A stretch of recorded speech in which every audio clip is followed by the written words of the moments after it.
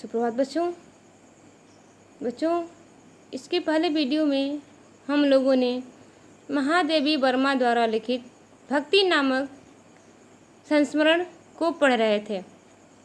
हम लोगों ने इसके पहले पढ़ा था कि भक्ति को उसके पिता के मरने की खबर बहुत देर से मिलती है और वहाँ वह जाती है तो उसकी सौतेली माँ उसके साथ दुर्व्यवहार करती है, जिसके कारण वह अपने ससुराल वापस आ जाती है। भक्तिन के पति की मृत्यु हो चुकी रहती है। वह अपने पति के मृत्यु के बाद बहुत ही परिश्रम करती है और उसके घर की आर्थिक दशा भी बहुत ही खराब थी। उसके परिवार में उसका पारिवारिक स्तर जो है वो तो अच्छा था, किंतु उसके पति के न रहने पर भक्तिन को बहुत ही दुख झेलने पड़े। उसके पहले जब उसके घर उसका पति रहता था तो उसके खेतों में हरियाली रहती थी, उसके पास अच्छी अच्छी गायें थीं, भैंसें थीं, उसके पास फलदार वृक्ष थे। इस प्रकार उसकी बहुत सारी संपत्ति थी, किंतु जब उसका पति मर जाता है तो उसके बाद उसके पति का बड़ा भाई उस सारी संपत्ति पर अपना कब्जा कर लेता है और भक्तिन को दुख झेलने के लिए छोड़ देता है। और भक्तिन दूसरी शादी न करके दुख सहते हुए अपना और अपने बच्चों का पालन पोषण करती है। वह अपने पति के बड़े भाई की दृष्टि को भांपकर उनसे क्रोधित रहती है, उनसे नाराज रहती है, किंतु वह कहती है कि मैं कोई पशु नहीं हूँ जो एक जगह से दूसरी जगह को चली जाऊँ। मैं अपने पति के घर में ही रहूँगी और उनके किए गए कार्यों को ही करूँगी और अपने पति के बड़े भाई को चुनौती देती है कि मैं यहीं रहूँगी, मुझे यहाँ से मेरे पति के घर से कोई निकाल नहीं सकता। आगे भक्तिन कहती है कि भक्तिन के जेठौत के साले के घर में घुसने पर उसकी लड़की ने उसे बुरी तरह पीटा, परंतु पंचायत ने निष्पक्ष न्याय करने की अपेक्षा उसकी पुत्री और उस आशिक मिजाज पुरुष को पत्नी और पति के रूप में रहने का आदेश सुना दिया।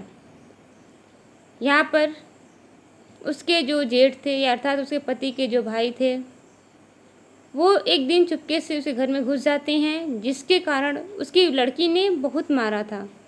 और जब यह बात पंचायत में जाती है तो पंचायत निष्पक्ष न्याय न सुनाते हुए भक्तिन को उसके लड़के के साथ रहने के लिए कहती है।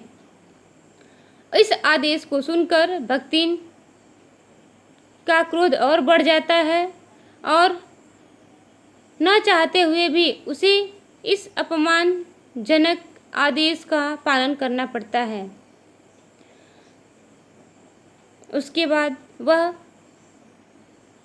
पुरुष उसकी संपत्ति का दुरुपयोग करने लगता है और उसे परेशान करने लगता है। अंत में पारिवारिक झगड़े कलह बढ़ते जाते हैं, जिसके कारण भक्तिन के सारे पशु, सारे जानवर, जमीन जायदाद, धन संपत्ति सब खत्म हो जाता है और धीरे धीरे उसका परिवार घोर संकट में छा जाता है।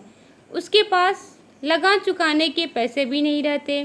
इस प्रकार आर्थिक तंगी से परेशान होकर दुखी होकर वह दूसरों के घरों में काम करने के लिए मजबूर होती है।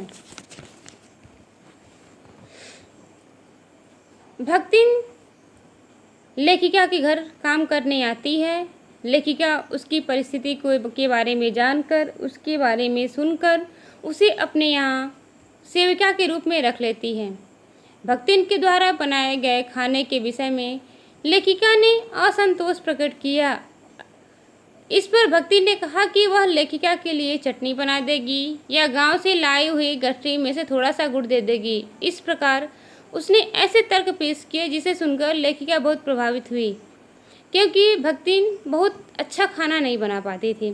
चूँकि लेखिका को गुड़ और घी के साथ भोजन करना अच्छा नहीं लगता था, इसलिए उसने उस गाढ़ी दाल के साथ ही एक काली और मोटी रोटी खा ली।